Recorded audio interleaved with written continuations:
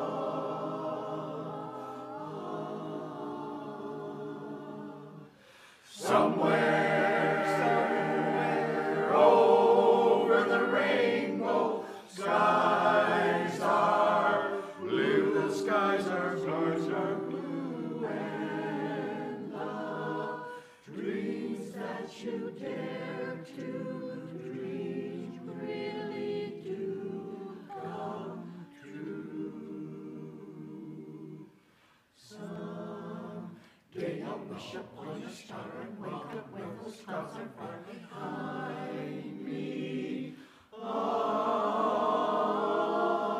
Where troubles melt like lemon drops away above the chimney tops. That's where you'll find me, somewhere over the rainbow. Bluebirds fly, birds fly over the rainbow. Why then, oh why can't I fly?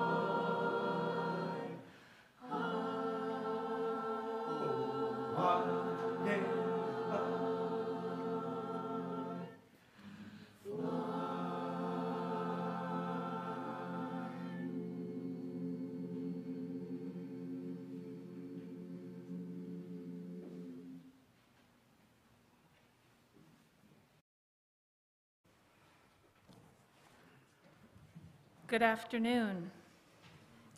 My name is Reverend Jamie Boyce, and I am honored to officiate our service this afternoon.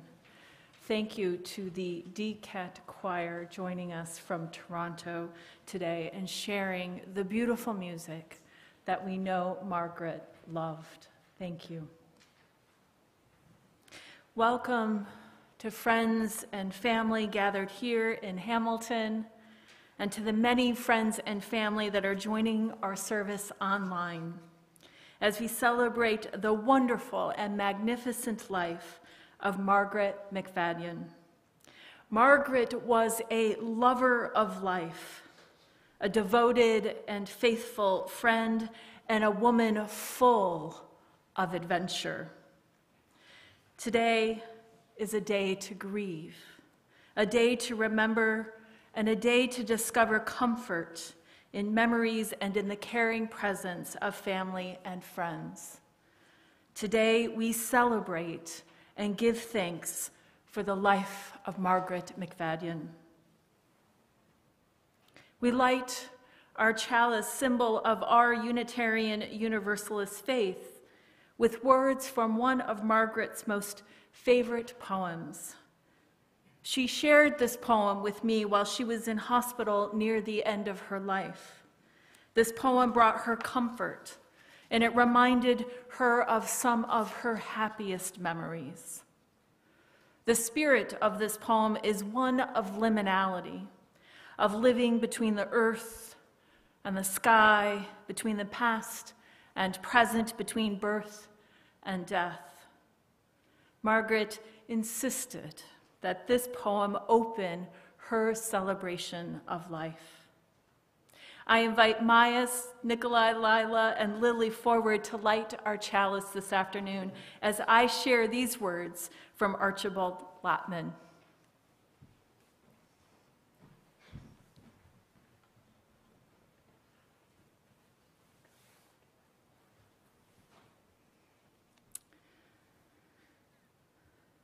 Morning on the Liev. Far above us where a jay screams his matins to the day, capped with gold and amethyst like a vapor from the forge of a giant somewhere hid. Out of hearing of the clang of his hammer, skirts of mist slowly up the woody gorge lift and hang. Softly as a cloud we go, sky above and sky below, down the river, and the dip of paddles scarcely breaks with the little silvery dip of water as it shakes. From the blades, the crystal deep of the silence of the morn, of the forest yet asleep. And the river reaches born in a mirror purple gray, sheer away to the misty line of light, where the forest and the stream and the shadow meet the plight like a dream. From amid a stretch of reeds where lazy river sucks all the water as it bleeds from a little curling creek. And the muskrats peer and sneak in around the sunken wrecks of a tree that swept the skies long ago. On a sudden, 7 ducks with a splashy rustle rise, stretching out their 7 necks, 1 before and 2 behind, and all the others a row as steady as the wind with a swiveling whistle go. Through the purple shadow led till we only hear their whir, in behind a rocky spur just ahead.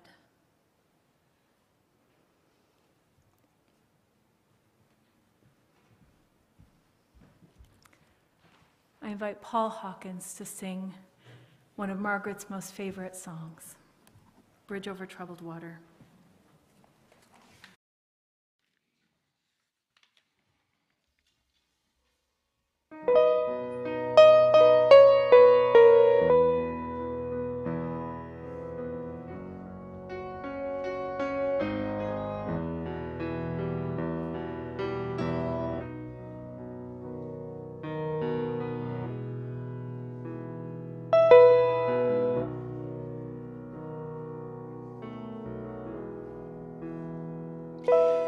When you're weary,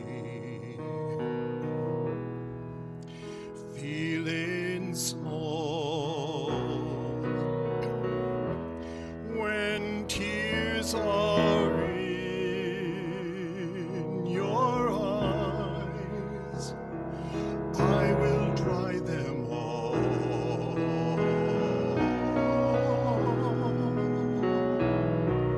I'm on your side. Oh, when times get rough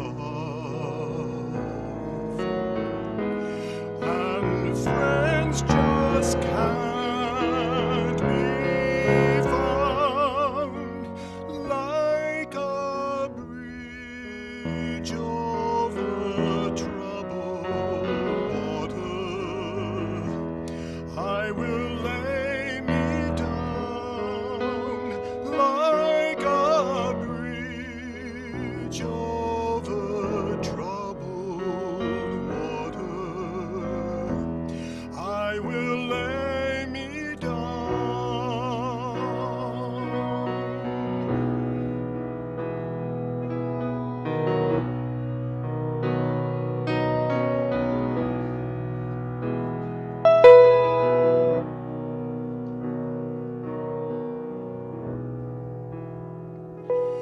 When you're down and out, when you're on the street, when evening falls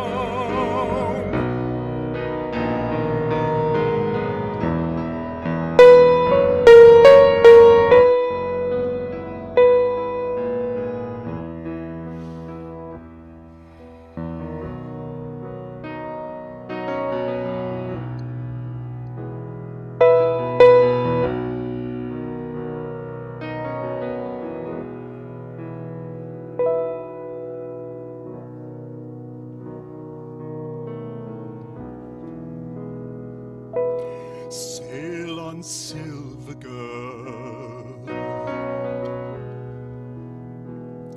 Sail on by, your time has come to shine.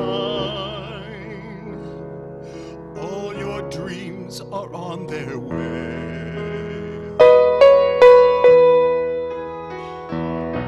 See how they shine. Oh, if you need a friend, I'm sailing right behind, like a bridge over troubled water. I will ease your mind like a bridge over troubled water. I will ease your mind.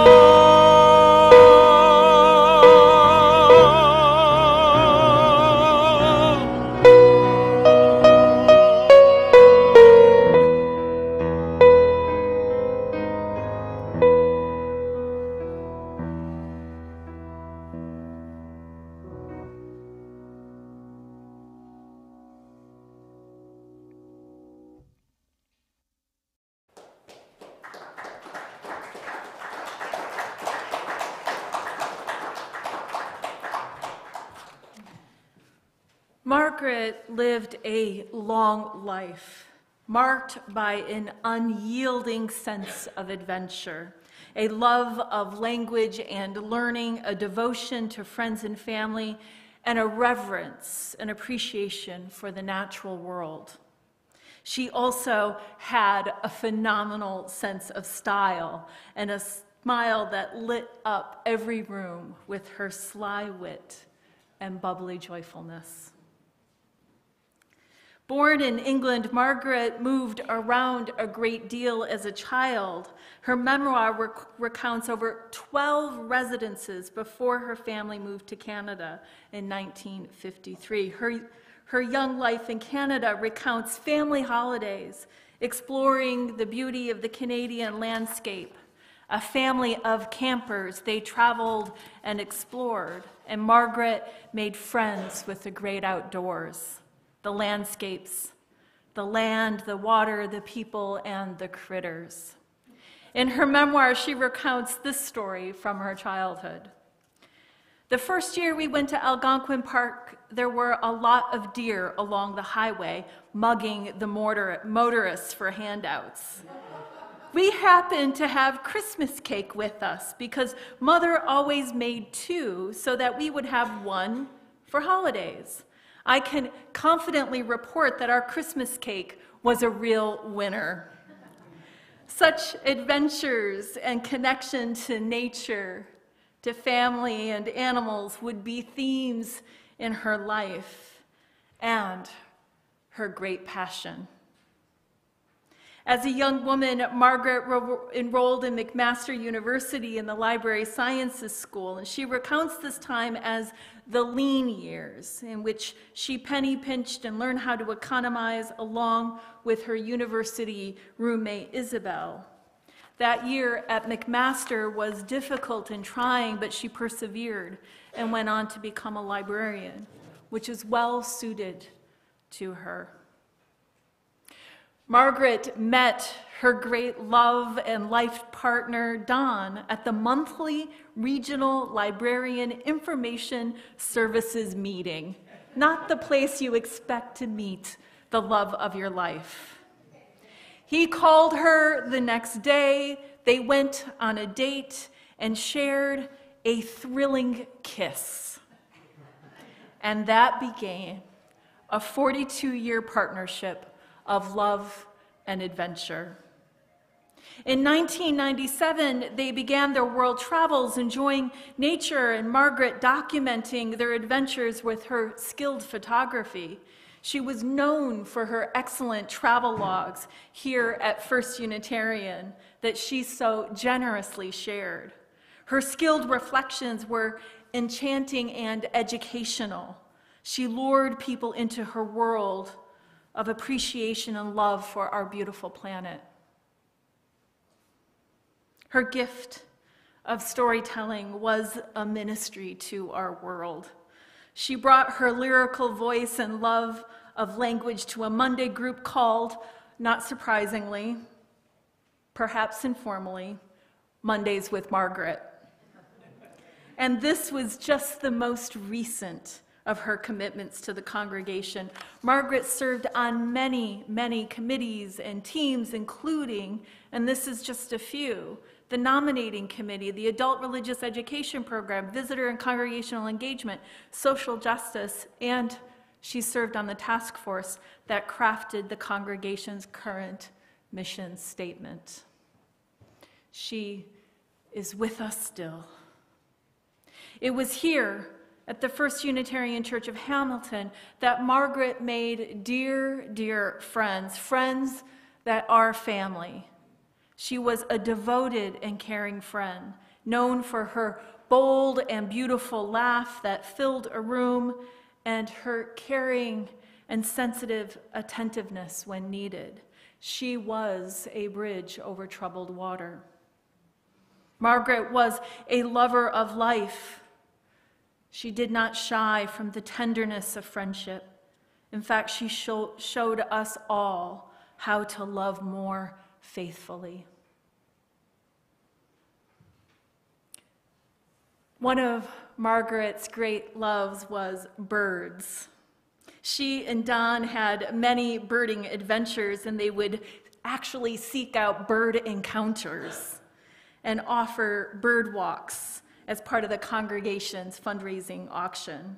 It's impossible not to marvel at these tiny miracles, these birds' flashes of fleeting beauty, and not notice Margaret's invitation to us to pay attention to the details of life, to appreciate the quick pause and flutter, to savor the freedom and song of birds as they surround the world in a divine music. At the end of her life, Margaret marveled at the birds she could see outside her window. She wondered what would happen next. I held her hand as she dwelled inside the great mystery of life with a humility, with awe, and with reverence.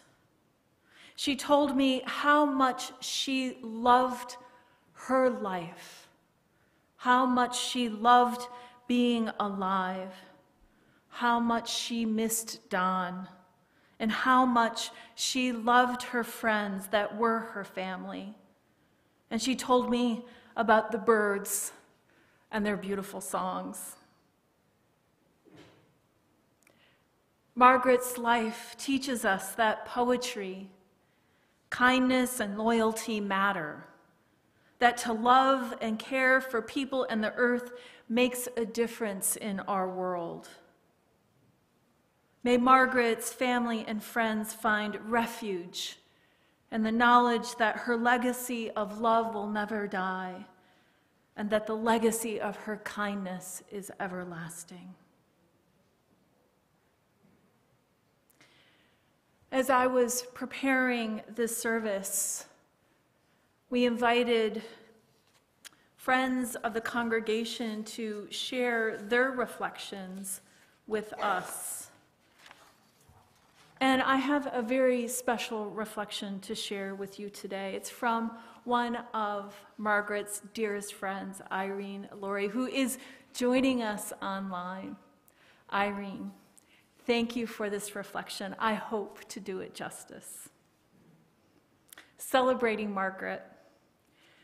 Margaret, the role model. Years ago, I called Margaret to borrow a cup of tact.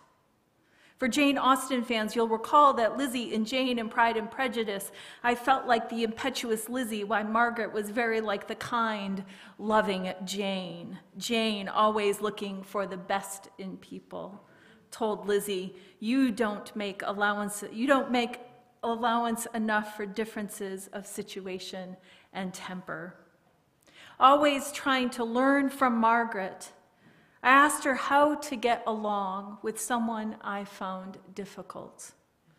As she was explaining her way of handling this person, the very worst thing Margaret ever said about them was that they could be a little ratty sometimes.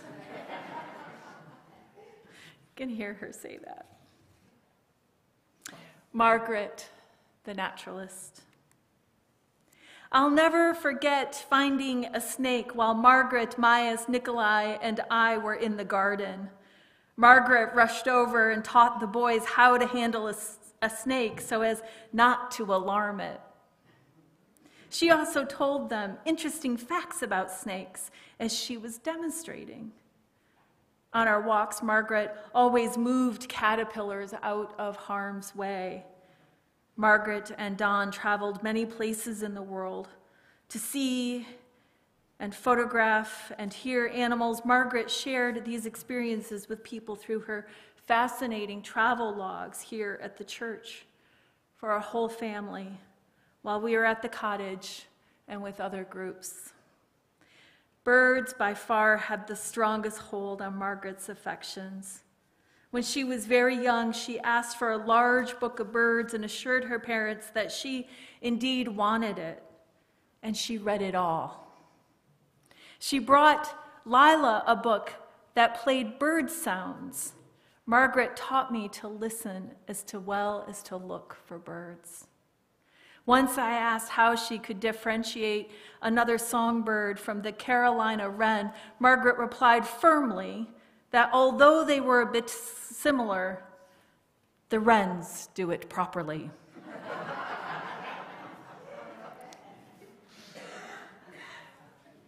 Margaret, the friend.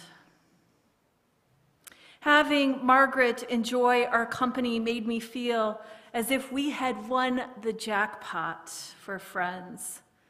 I felt so very lucky. With her charm and grace, Margaret made friends everywhere, her sister's choir, horse people, on travels, and in this community. I'd like to thank those who were able to contribute to Margaret's memoir. By sending me their memories of Margaret, a copy of the memoir will be in the church library for those who are curious. It's a wonderful read. Knowing Margaret truly made me a better person. Irene, thank you. Margaret made us all better.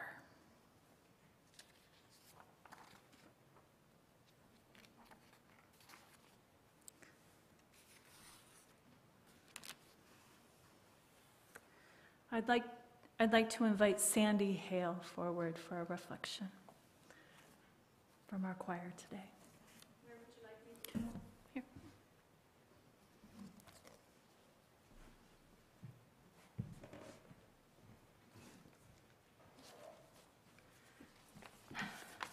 You will hear some repetition because I guess I feel I knew Margaret as well as many of you.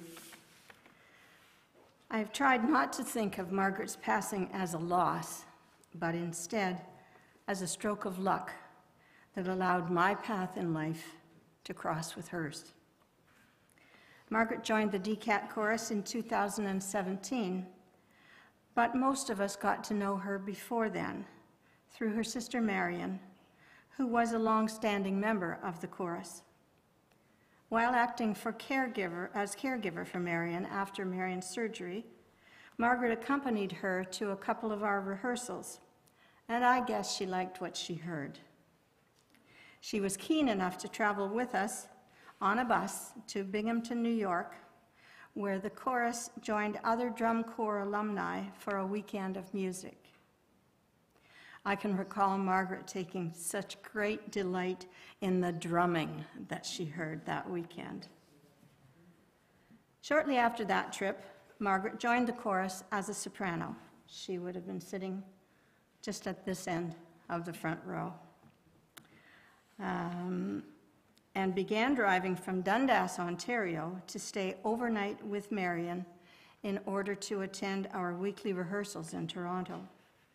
She worked diligently to memorize the soprano parts needed and was soon able to perform with the chorus when we presented our music at seniors' residences, long-term care facilities, and other venues. After Marion's passing, Margaret was determined to continue with the chorus. So my husband, Ian, and I invited her to come and stay overnight with us on rehearsal nights. She repeated the long trek from Dundas, sometimes driving, sometimes traveling by GO train, in order to continue to sing with the chorus. She also bravely sang a part in a trio. Then the pandemic changed all our lives. Margaret and I kept in touch, hoping for a time when we could be together again to sing, but that did not happen.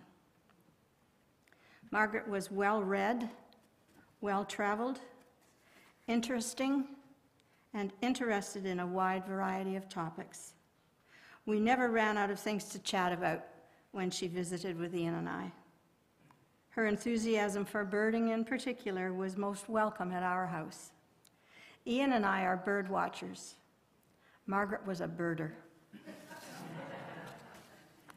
I will remember fondly Margaret's hearty laugh, her confidence and grace, her kindness and her generosity.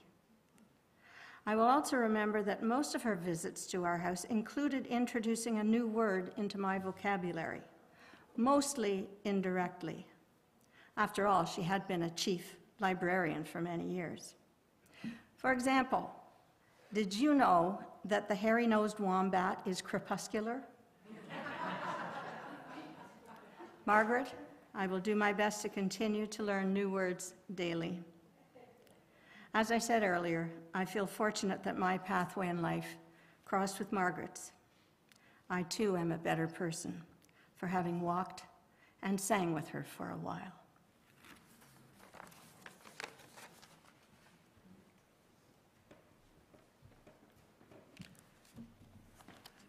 Invite Pat Dickinson to join.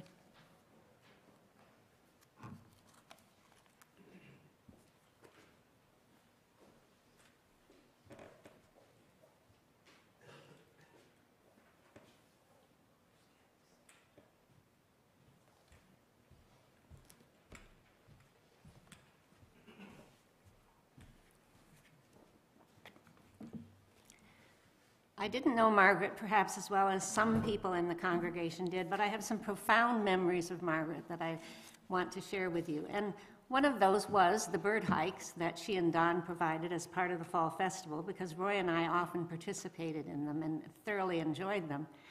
And kind of as a result of that, Margaret and Don were invited to include their garden in our Blooms for Africa garden tour, the second garden tour in 2008.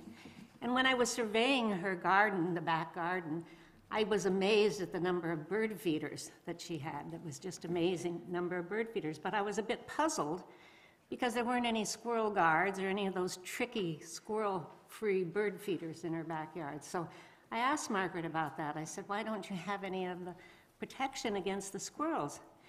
And she looked at me with her rather derisive smile and said, well, Pat, squirrels have to eat too, you know.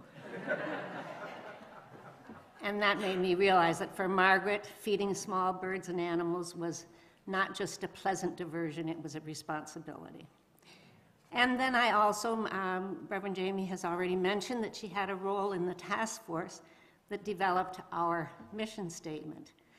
And that task force had to take all of the information they got from the congregation, which is always a lot, and try to distill it into a succinct statement.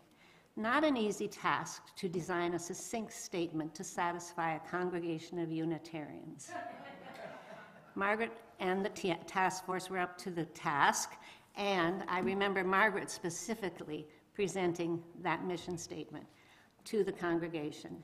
And what an elegantly simple and beautiful mission statement it is: to nurture one another, serve the community, and inspire action to heal the world. And I think that pretty well reflects Margaret's mission in this world, and I am grateful to her for that.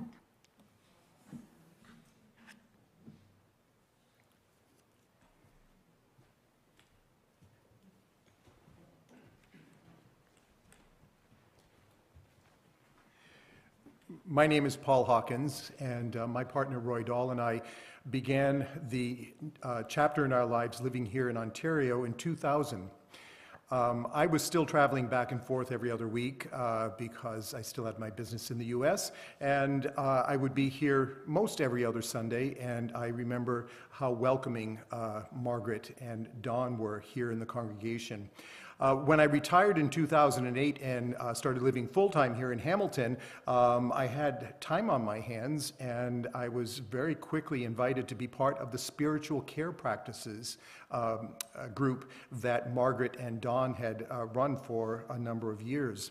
And in that group, there wasn't anything that could not become a spiritual practice. We would be doing dishes as a spiritual practice. We would be drawing as a spiritual practice. We'd be arranging flowers. We'd be picking weeds. All of these things were spiritual practices. And I think that shows how much Margaret really enjoyed life. Speaking of her garden, not only did she not worry about the squirrels, but she was always talking about the deer eating everything in their garden. So spiritual practices was one of those groups. I'm not quite sure how it disbanded, when it disbanded, or why it disbanded, but eventually Allie Steinbergs, who's here with us this morning, she and I kind of began leading that group. And it was just a really great way of being included in the congregation. That started my road into a lot of other things, such as the spiritual task force that was already mentioned. Bill Johnston, myself, and Margaret, along with our then minister, Reverend Victoria, worked on that. And as Pat said, we were inundated with lots of information, and we wordsmithed every single one of those points. Somewhere along the line, Margaret and I were invited to be part of a Friday afternoon bridge group. And Allie hosted it, and only nice people could attend. So I'm not sure how I got invited. We had to get along. But Margaret was often my partner playing bridge, or sometimes she would be my opponent. And the language, oh my word, the language. I don't know how many times I was called a wall-eyed oyster. If I made a bad move, I was called a wall-eyed oyster. If I won a set and she was my opponent, I was a wall-eyed oyster. And I just still don't know what a wall-eyed oyster is.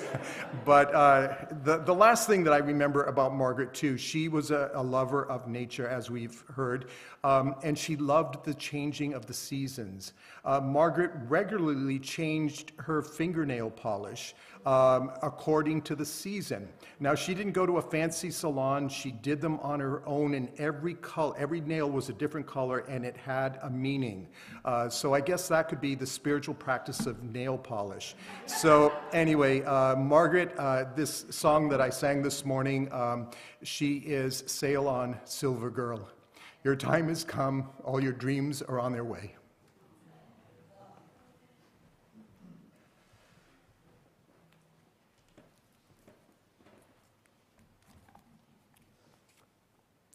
I invite Wendy McDonald to join us. Maybe Wendy could not be here today. That's okay. This brings us to another great song this afternoon. It's a Wonderful World, another one of Margaret's beloved tunes. My name's Wyatt Gill, and I'm the music director of DCAT, and I just wanted to say a few words. It's such an honor to be here today and to share, our music that Margaret and before her sister Miriam were such a great part of our family, the DCAT chorus family. Can you guys hear me? We need them. People at home can't hear you. I'm sorry. Yeah. Thank you.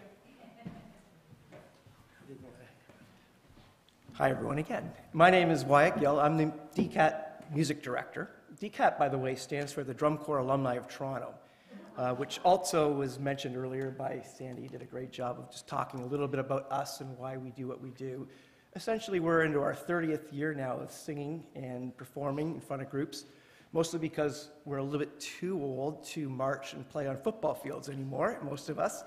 But we have this passion for making music and sharing it, our love of music, with other people. So we were delighted and really honored to have Marion, her sister, and Margaret in our chorus over their time together. And as Sandy mentioned, both of them were part of the small trio of singers that were called the Perfections, a play on the DCAT name, Perfections, and did a great job of accentuating more of our music and our love of music. So today we're just going to sing one of her favorite songs, and I think listening to some of the words you guys have shared with us today, and yourself as well, beautiful words.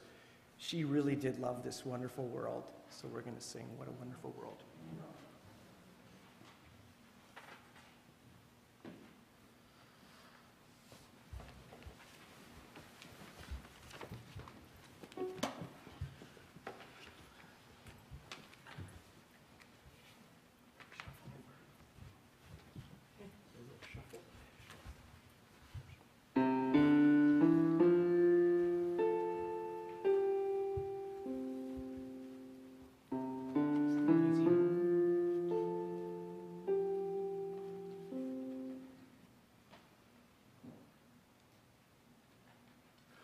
Ba-doo, ba-doo,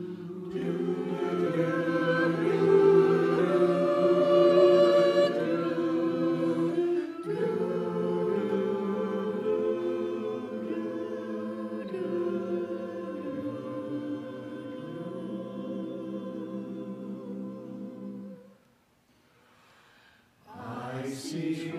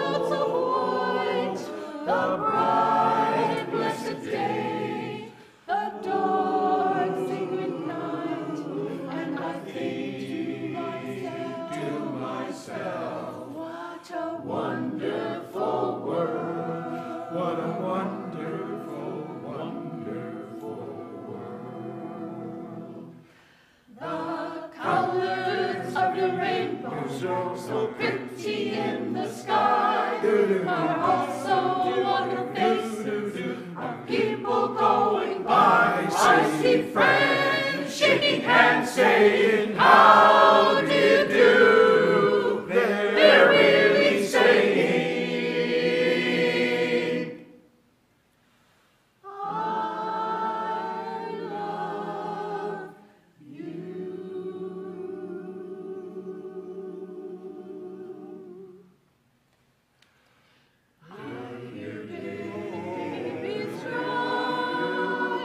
I watch them grow.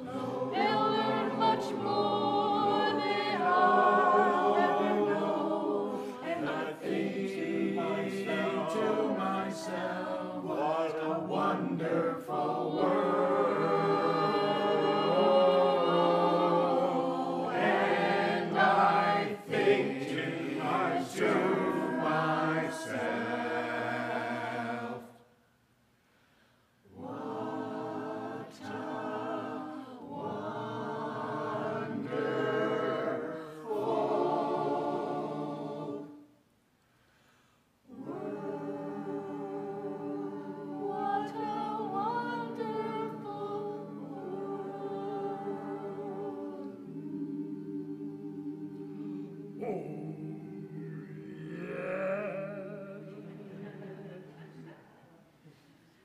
Thank you.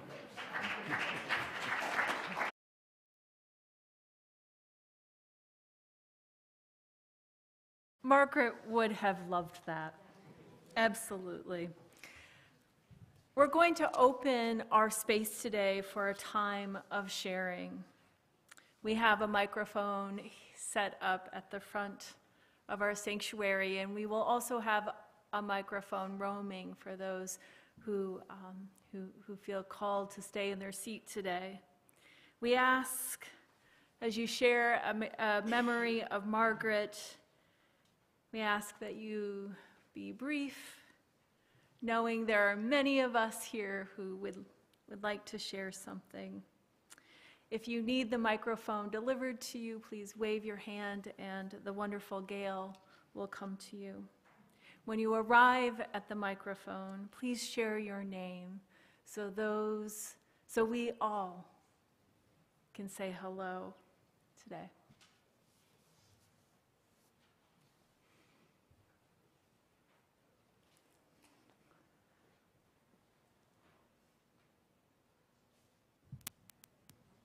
Hi. My name is Noel. I hate this end of the microphone. I'll be brief.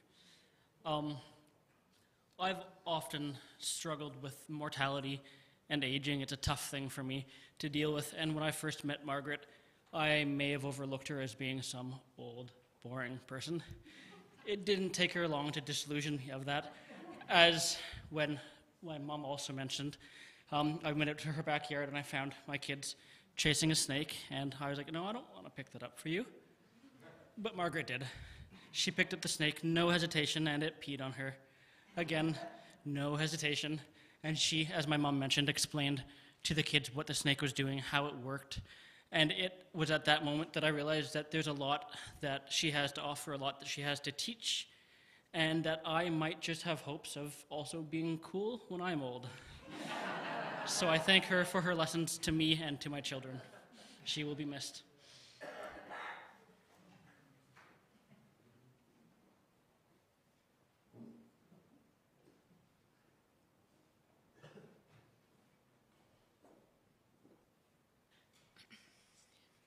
Okay.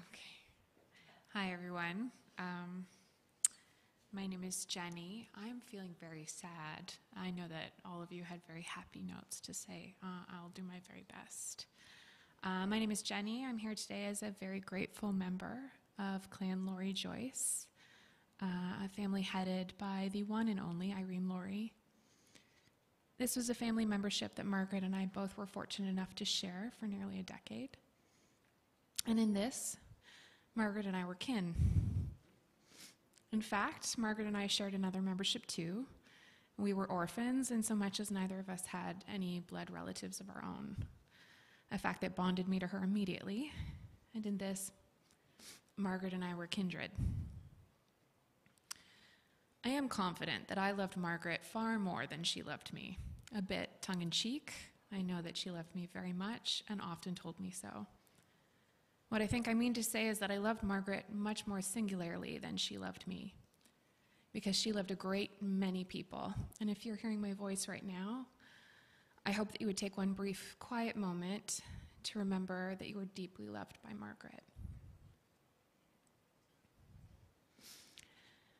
I wrote these words on a red-eye last night, flying in from Vancouver. I wasn't sure that I'd be able to do it. Being inexperienced, I approached the problem the way any millennial might. I Googled it.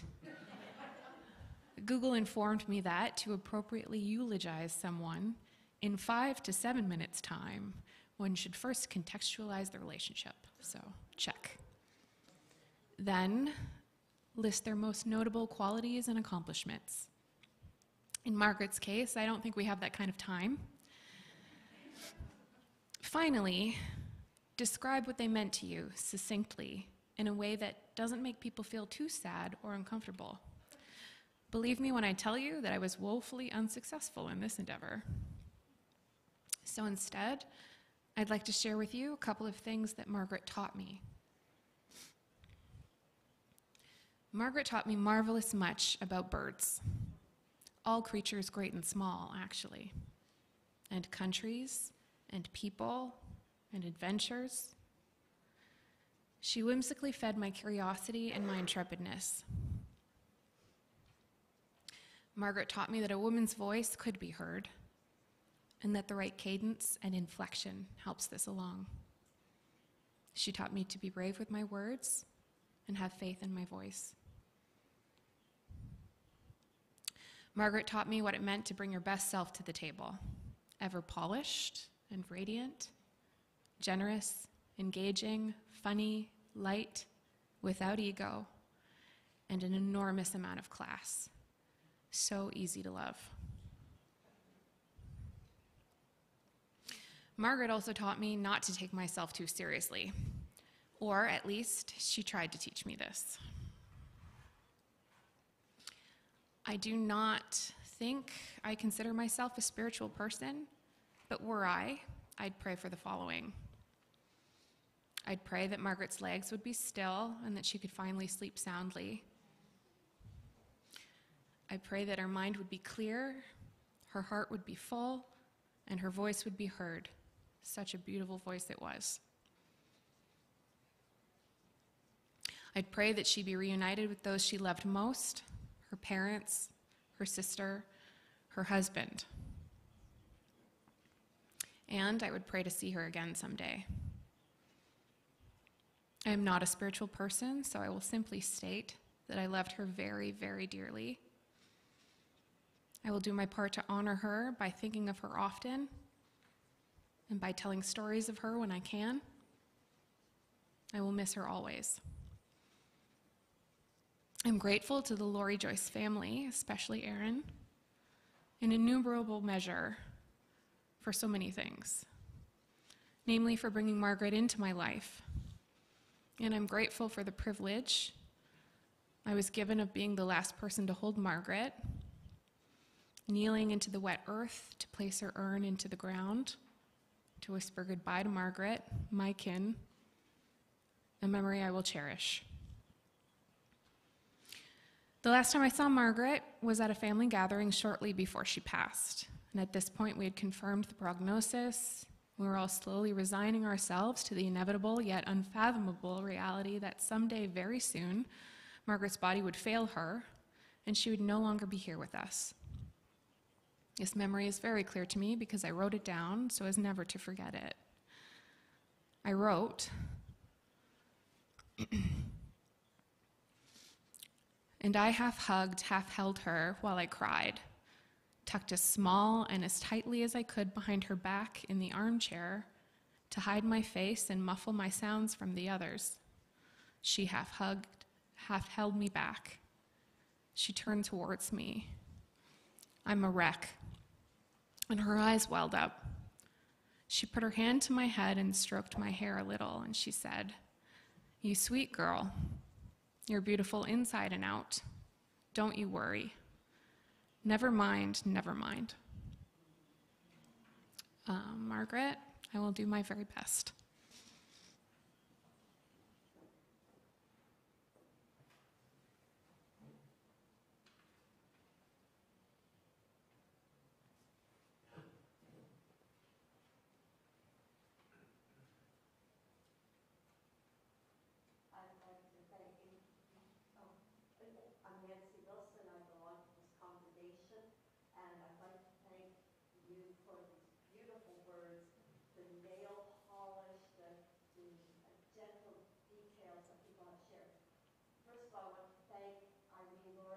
Family for making, for being this wonderful family for Margaret.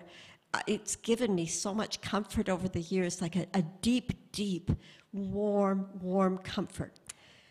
Anyway, what I wanted to share with you was just that I have not traveled that far around the world, but the travel logs and photographs and beautifully phrased descriptions of where Dawn and Margaret were at the time.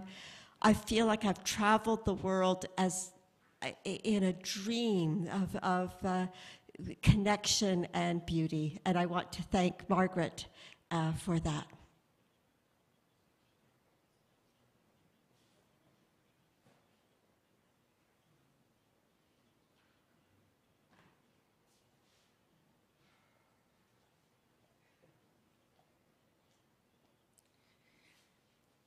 Hello, you hear me? Okay. I'm Joanne Tunnicliffe, alias Mother Nature in this church. I help run the Carolinian Gardens outside, and I've done a lot of adult education programs explaining about animals and birds and life, and I had Pat Weber join me. She was supposed to keep me under control, which is a hard thing to do. And then the other person joining me was, of course, Margaret on the projector. And in those days, they didn't have these lovely screens. They had the wall over there. All right, so she came, but when I heard she was going to be my projectionist, I was terrified because she's very knowledgeable. And you know what? I didn't have to worry, because even if I made the slightest mistake, she went out of her way to gently refer to what it should have been. So I'm very happy about that. Okay, thank you.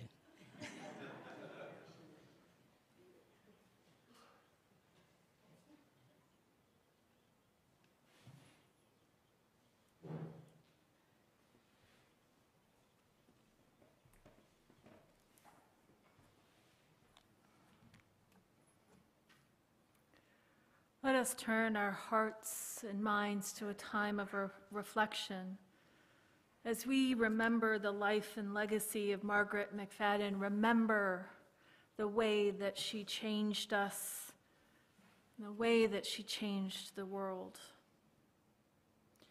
A Litany of Remembrance by Ronald Gittleson.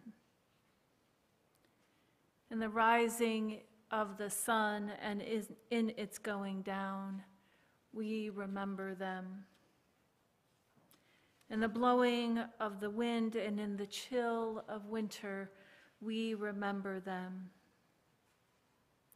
In the opening of buds, in the rebirth of spring, we remember them. In the blueness of the sky and in the warmth of summer, we remember them. In the rustling of leaves and in the beauty of autumn, we remember them. In the beginning of the year and when it ends, we remember them. When we are weary and in need of strength, we remember them. When we are lost and sick at heart, we remember them. When we have joys we yearn to share, we remember them. So long as we live, they too shall live, for they are now part of us as we remember them. May aching hearts find comfort in friendship.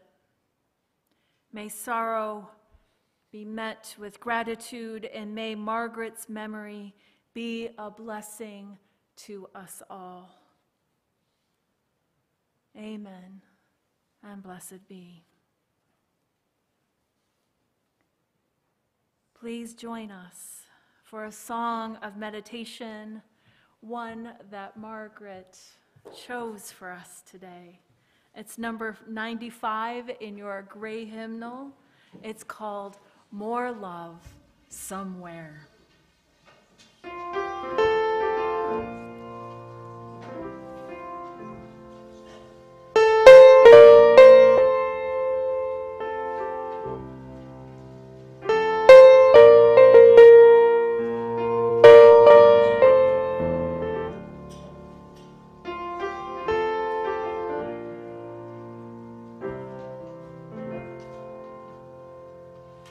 There is more love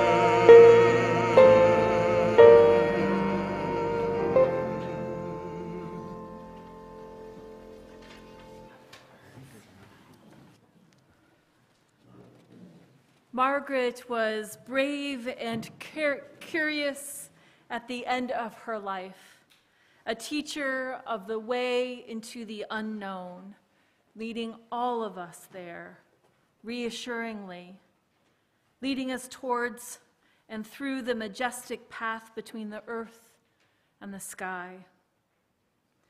As we close our service today, I offer these words from poet Mary Oliver. Look, the trees are turning their own bodies into pillars of light, are giving off the rich fragrance of cinnamon and fulfillment. The long tapers of cattails are bursting and floating away over the blue shoulders of the ponds. And every pond, no matter what its name is nameless now. Every year, everything I have ever learned in my lifetime leads back to this. The fires in the black river of loss, whose other side is salvation, whose meaning none of us will ever know. To live in this world, you must be able to do three things: to love what is mortal, to hold it against your bones, knowing your own life depends upon it, and when the time comes, to let it go, to let it go. Please rise in body and spirit to sing the song that Margaret loved the most. Blue Boat Home. It is a song that is joyous about life, a song that is joyous about nature and our beautiful planet. It is number 1064 in the Teal hymnal. Thank you.